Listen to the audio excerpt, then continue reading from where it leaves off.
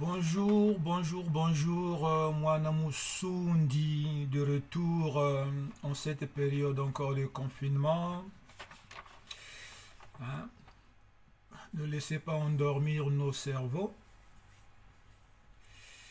Que ce moment puisse être pour vous, pour nous, une épreuve qui pourrait nous secouer, hein, pousser nos réflexions un peu plus loin, dérouiller nos cerveaux. Comme vous avez tous entendu parler de cette chanson, Congo, Congo yo mboka, mboka ngo mokengeli nkoi, mboka ngo mokengeli léopard. Voilà. On va voir aujourd'hui un sujet, le manteau sacré de la divinité Congo. C'est un détail très important pour tout enfant Congo. Quelle est l'étendue du peuple Congo? Et aussi, il y a un an dedans que moi, je remets en question. Puisqu'il était dit que le nom de Nimrod ne sera jamais connu. Oui, et pour combien de temps? Mais d'abord, le manteau sacré de la divinité Congo. Comme on l'a dit, et pour ceux qui ne le savent pas, que le ngo ou le léopard est ou était, bon, pour certains aujourd'hui qui croient encore à la divinité Congo, les adeptes savent que c'est le dieu léopard. Le dieu léopard, c'est le léopard. Hein? Enfin, le dieu Congo, c'est le léopard. Mais comme avait dit un journaliste du côté de Paris, Lilo Miango, aucun des chercheurs ne lui a donné des explications sur le Congo. Ont-ils honte? Pourquoi? Mais parce que la conscience les condamne. Donc, si la conscience les condamne, ça veut dire que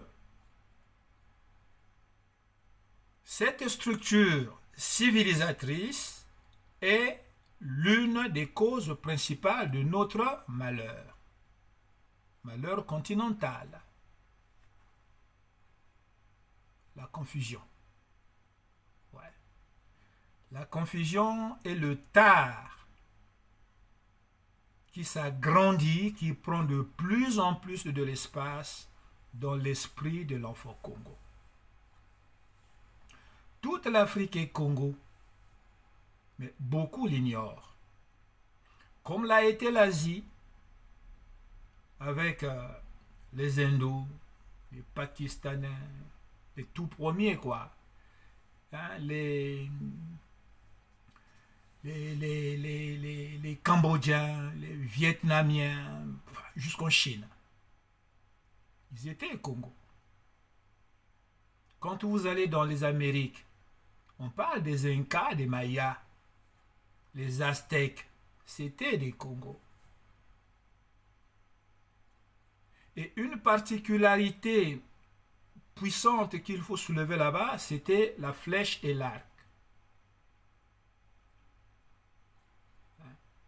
Un puissant guerrier qui lâchait la flèche, accompagné d'une incantation, une formule qui couvre le nom de la personne citée comme cible, même les yeux fermés, dans n'importe quelle direction il va lâcher la flèche comme une missile guidée, ira piquer la personne citée. Ça, c'est l'esprit abeille.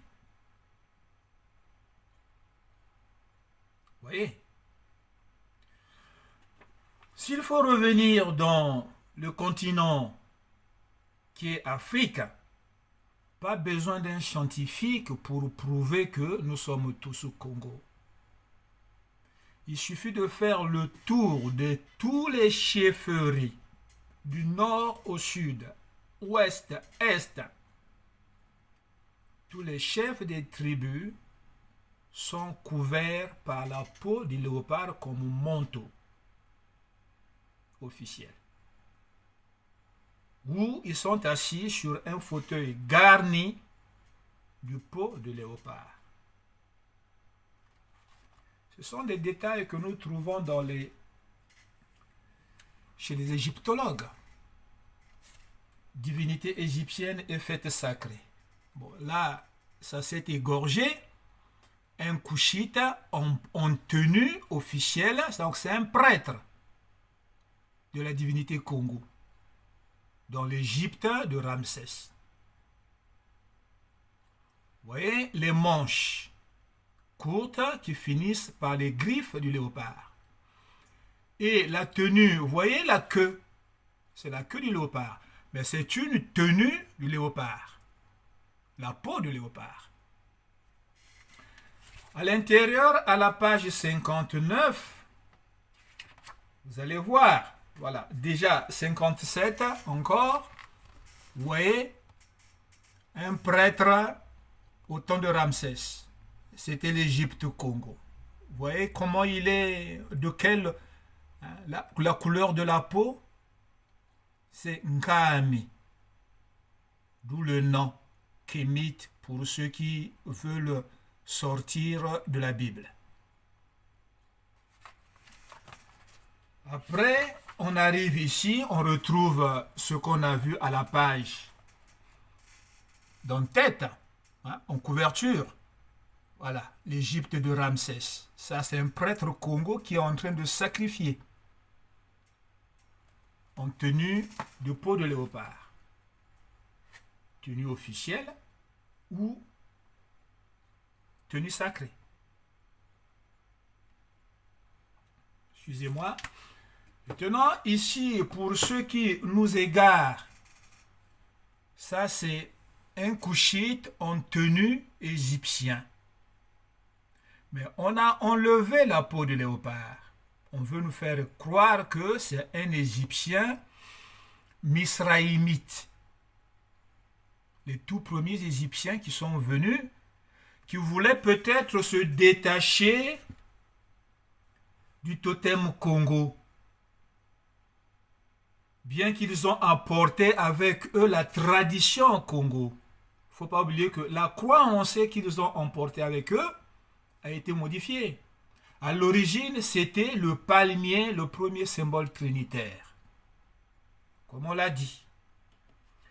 Mais par la suite, ils finiront par se faire rattraper par ceux qui deviendront les Égyptiens Congo. Voyez-vous? Et cette Égypte Congo deviendra la première puissance parce que ils feront le bras de fer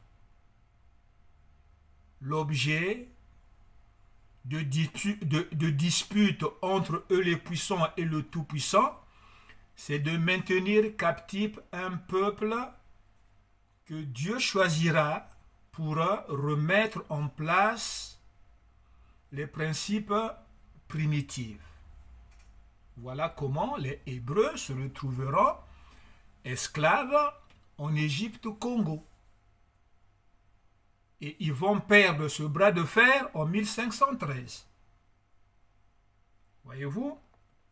Maintenant, les Congos qui disent qu'ils sont aussi juifs. Voyez-vous? Donc, noyés dans la confusion, ils sont incapables de répondre à la question que moi je pose. Quelle est cette question? Peut-on être juif et à la fois Congo? Peut-on être un Congo juif? Que veut dire être juif? Que veut dire être Congo?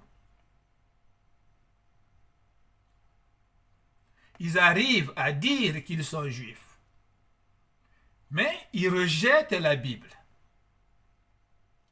Mais quel est le premier livre au monde qui parle de cette identité juive si ce n'est pas la Bible?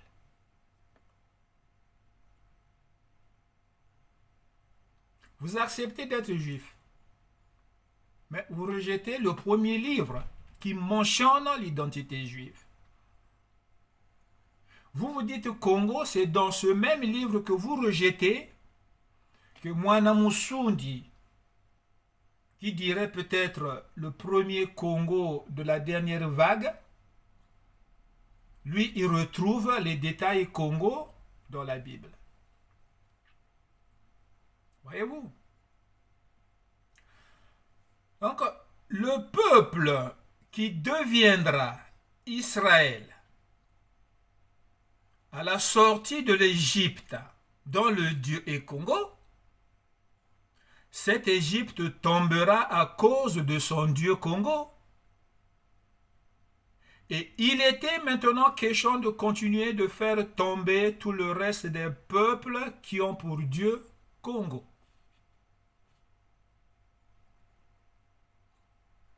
Comment reconnaître un peuple qui a pour Dieu Congo? Mais parce qu'il porte la peau du léopard.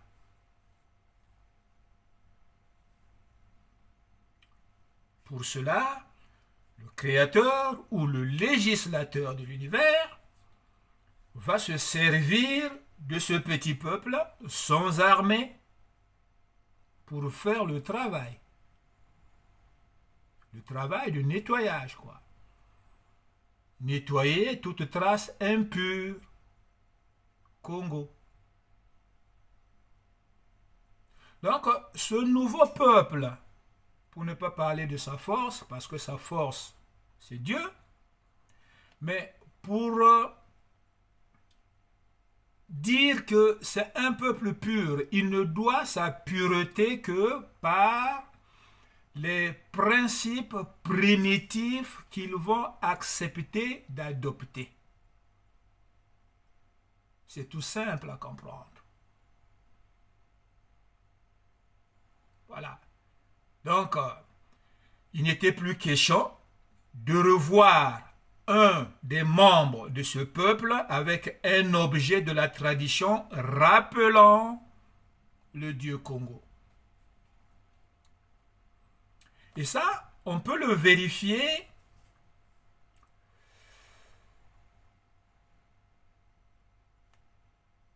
dans le livre de Josué, pour montrer qu'on ne peut pas être à la fois juif et Congo. Ou tu es Congo, tu restes Congo. Mais à ce moment-là, à la sortie de ce peuple-là, qui deviendra Israël, on ne voit pas les juifs là. Abraham n'était pas juif. Moïse n'était pas juif. David, Salomon, ils n'étaient pas juifs. C'est à la mort de Salomon qu'on commencera à voir les juifs. Voyez-vous? Mais là, nous sommes avec ce peuple qui sort de l'Égypte. Voyez-vous? L'Égypte qui tombe en 1513, le peuple libéré, et eux, la première ville qui tombera sous le coup du nettoyage, c'est Jéricho. Eh oui. Voilà. Et ça va se vérifier dans Josué 7, 21. Le contexte, c'est après la chute de l'Égypte. Jéricho est la première ville au Congo qui subira la colère divine dans le pays de Canaan. Canaan était Congo. D'une tradition Congo différente de celle de l'Égypte. Canaan était une métropole puissante, l'Égypte aussi, mais l'Égypte était au-dessus. Donc Canaan dépendait de l'Égypte, Congo qui était tombé. Mais puisque l'Égypte a fait tomber, Canaan veut prendre la suprématie. Et là, Jéricho tombe. La première ville de Canaan qui tombera, c'est Jéricho. Maintenant, le peuple d'Israël reçoit l'ordre de ne rien prendre en souvenir dans ce pays, en dehors de l'argent. Voilà qu'un des Israélites va s'entêter de conserver l'habit sacré ou l'habit officiel de Sinéar. C'est ça qui me tique un peu, entre parenthèses. Qu'est-ce que cet habit? Ce n'est autre que la peau du léopard. Nous allons lire un peu ce passage-là de Josué. Hein? Donc, d'abord, au verset 22, c'est Akan. Donc, il est arrivé un malheur.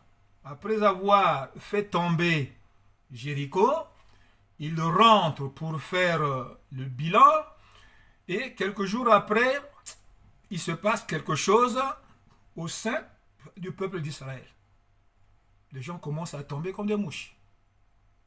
Josué se pose des questions, qu'est-ce qui se passe? Mais la question, il ne peut que la poser à Dieu. Et Dieu lui dit, il y a une impureté qui est rentrée au milieu de vous. Il fallait maintenant mener l'enquête, mais le travail a été dur. Les 12 tribus qui sont nombreux, il fallait passer tous les tribus aux revues. Et là, voilà, on tombe sur une tribu où Akan, un certain Akan, coupable, va se dénoncer. Akan répondit à Josué, oui, c'est moi qui ai péché contre Yahvé, le Dieu d'Israël. Voici ce que j'ai fait. J'ai vu dans le butin un beau vêtement officiel de Sinéar. En dehors de l'argent, moi je m'arrête là. J'ai vu dans le butin un beau vêtement officiel de Sinéar.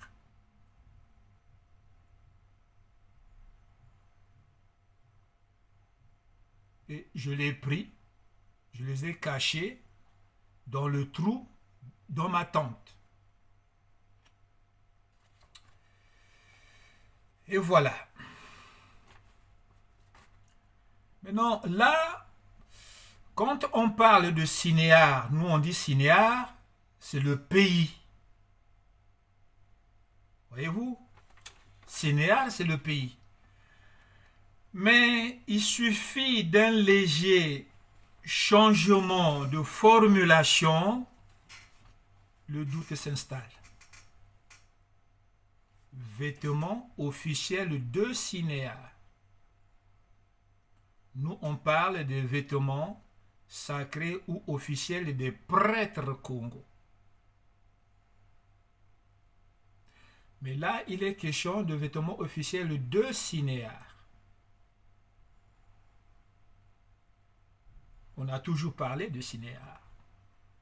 Or, il est dit que le nom de Nimrod, son vrai nom, ne sera pas connu. Mais on n'a pas précisé pour combien de temps. On va rentrer un peu dans la définition de Sinéar. Sinéar, c'est le nom originel de la région située entre le Tigre et l'Euphrate, qui sera appelée par la suite Babylonie.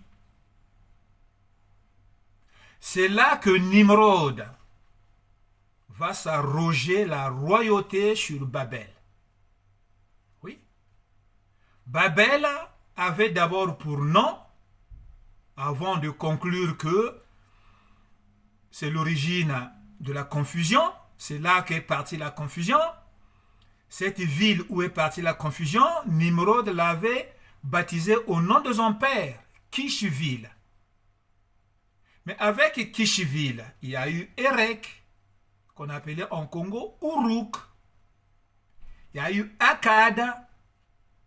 D'où quand vous entendez, ils parlaient akkadien. Les Babyloniens parlaient akkadien. Mais l'akkadien, c'est la langue Kikongo originale. Il y a eu Akkad, il y a eu Kané, même les Kanéens, ils parlaient aussi Kikongo. Et que la construction de la tour au temple de Babel fut interrompue. Ça, c'est l'histoire que nous retrouvons dans le livre de Genèse chapitre 10 ou Genèse chapitre 11.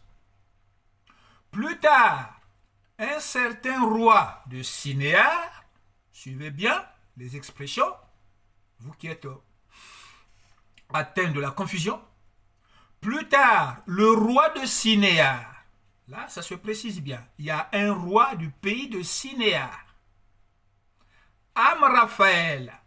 Voyez-vous, le pays de Sinéar a un nom, a un roi qui s'appelle Amraphaël. Il va être un des alliés qui vont emmener captif le neveu d'Abraham. C'est l'histoire que nous retrouvons en Genèse 14, verset 1-9, où Abraham va pourchasser les ennemis. Certains vont tomber dans les puits des bitumes. Voyez? Ce territoire était toujours appelé par son nom d'origine au jour de Josué. Donc après la chute de l'Égypte. Mais en Égypte, le système administratif qui va régir le peuple va s'appeler Pharaon. C'est une structure, pas le nom de quelqu'un. La grande maison mère, Nzoya Ngwankaji, la maison de l'oncle, puisque nous sommes là sous régime matriarcal. Vous voyez? Maintenant, les prophètes Ésaïe, mentionnés dans la Bible, le prophète Daniel et Zacharie vont en faire mention. Mais contrairement à ce que nous lisons en Josué chapitre 7, où on parle du vêtement officiel de Sinéar, la formulation change, même s'il n'est pas question du vêtement. Qu'est-ce que nous lisons par exemple, je prends Isaïe 11:11. Il est dit, ce jour-là, Yahvé tendra de nouveau la main une deuxième fois pour reprendre possession de ce qui restera de son peuple et qui aura été laissé en Assyrie, en Égypte, en Patros, Patros c'est en Égypte, en Couche, en Éthiopie, en Élam, en Sinéar. Retenez ça. Ce jour-là, Yahvé tendra de nouveau sa main une deuxième fois pour reprendre possession de ce qui restera de son peuple en Sinéar. Là, il s'agit d'un pays. Bien. On va reprendre encore un autre. On va prendre Daniel 1, 2. Yahvé livra finalement en sa main Jéhoakim, le roi de Juda. Voilà, là on commence à voir le peuple juif. On commence à voir le roi de Juda. Ainsi qu'une partie des ustensiles du temple du vrai Dieu. Et le roi Nebuchadnezzar va les emporter au pays de Sinéar. Mésopotamie. Iran, Irak, Turquie, Babylonie. Ce qui deviendra plus tard Sumer. Au pays de Sinéar, au temple de son Dieu. Bien. On va choisir encore un autre passage de Zacharie 5:11. Il dit, il a répondu au pays de Sinéar. Là-bas, elles construiront à la femme une maison. Et quand elle sera terminée, on y déposera la femme. C'est là qu'est sa place.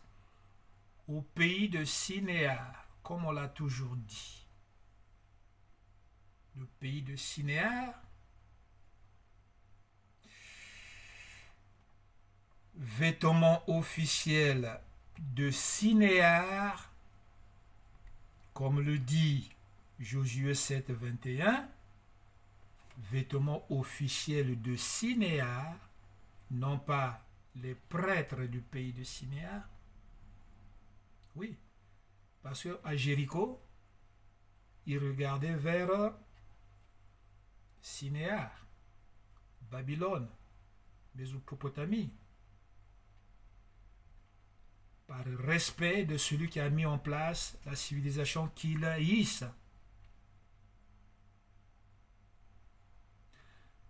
Donc, pour moi, je pense que le moment est venu de révéler le nom de Nimrod. Ça, c'est moi. Sinéar n'est autre que le nom propre de Nimrod.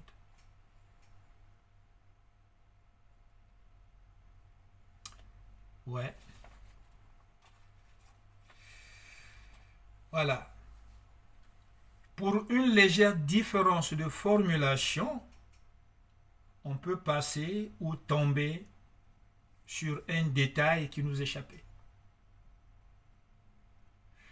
Par exemple, Moïse, quand il a écrit, parce qu'il a été acteur de ce qui s'est passé lors de la chute, la fameuse histoire, les 10 commandements, comment le bras de fer a eu lieu entre la force, la puissance égyptienne et la toute-puissance de Dieu.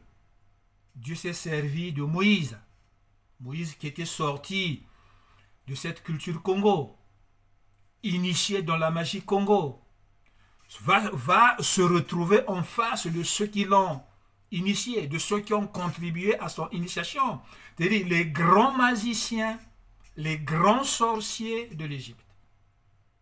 Moïse sort un serpent, les magiciens aussi sortent des serpents.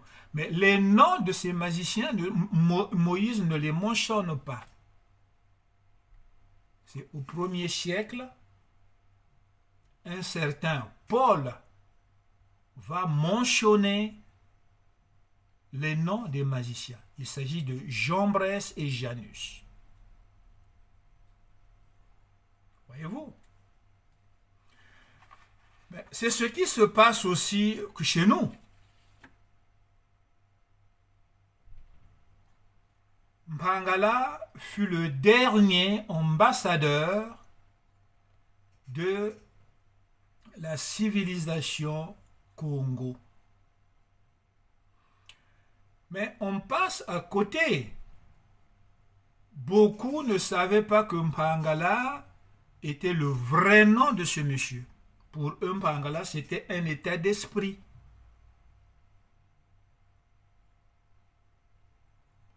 Effectivement, si on ne fait pas attention, ce détail-là passe, on le fout le pied, quoi. Mon arrière-grand-père, qui fut le neveu de Mpangala, comme pour ainsi dire qu'il était dans cette structure Congo, dans cette religion Congo, il avait sa position là-dedans. Mais il n'appelait pas son oncle par son nom, Mpangala. Il appelait son oncle par le nom qui est fonctionnel dans le dogme Congo. Il appelait oncle Congo, ma Congo. Il s'agit de Mpangala. Et même moi, à un moment donné, j'ai cru que Congo était son vrai nom. Non, c'était sa position, ma Congo, qui va rappeler la structure mise en place en Égypte appelée Pharaon, la maison de la grande maison mère. Donc ça, c'est mon arrière-grand-père qui va l'appeler Ma Congo. Pour les autres, il appelle Mimpangala. Ou on va l'appeler Ma Congo, oncle Congo, ou on va l'appeler Mimpangala. Son nom va être accompagné ou précédé de Mi, pour toujours rappeler qu'il est ambassadeur de Nimrod.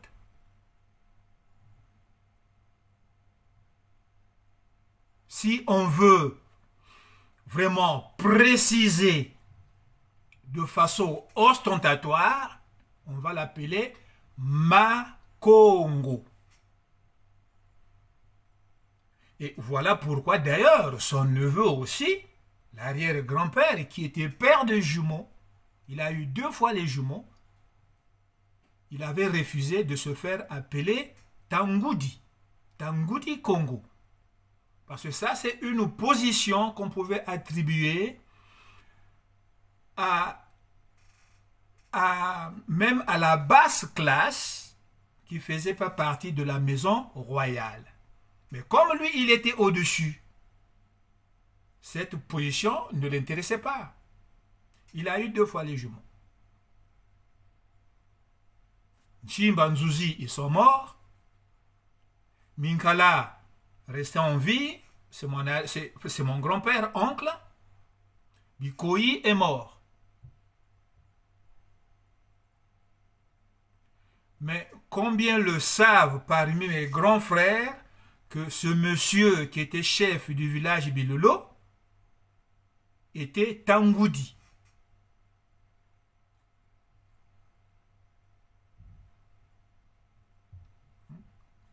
Mais un nom qui ne pouvait pas lui être attribué parce qu'il était au-dessus de ça.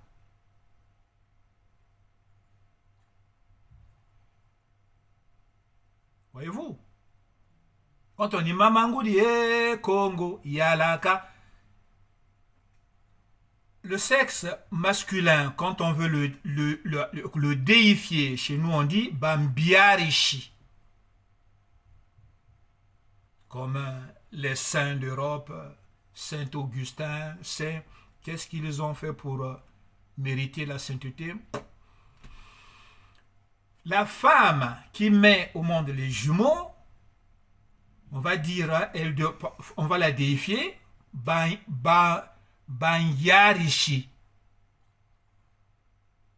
Donc, le sexe masculin, Bambiarishi, le sexe féminin, Banyarishi, ou la femme, on va chanter Mamanguri Congo Yalaka.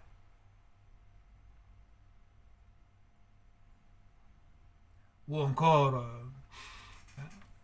voilà, une autre expression que je ne voudrais pas citer parce que c'est pas vraiment intéressant ça. Voilà.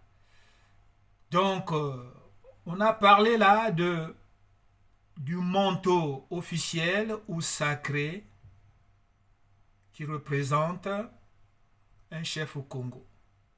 Et le nom cinéar. Ça n'engage que moi pour le dire.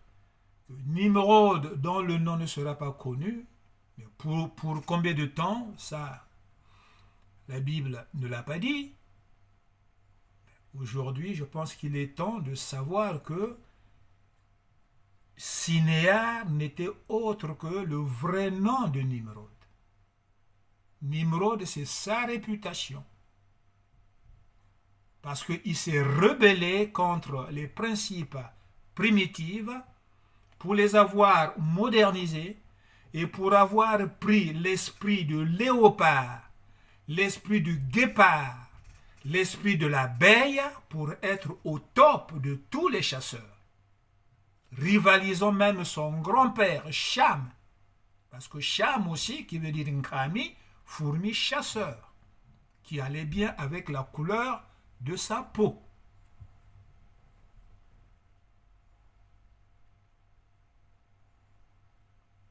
Voilà, donc moi Namusundi, toujours à la recherche des détails Congo à travers la Bible.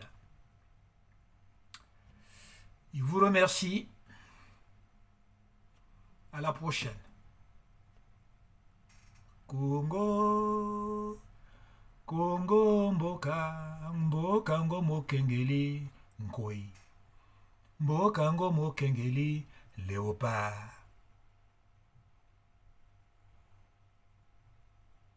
Comment peut-on confier sa vie à un léopard? Méditez là-dessus.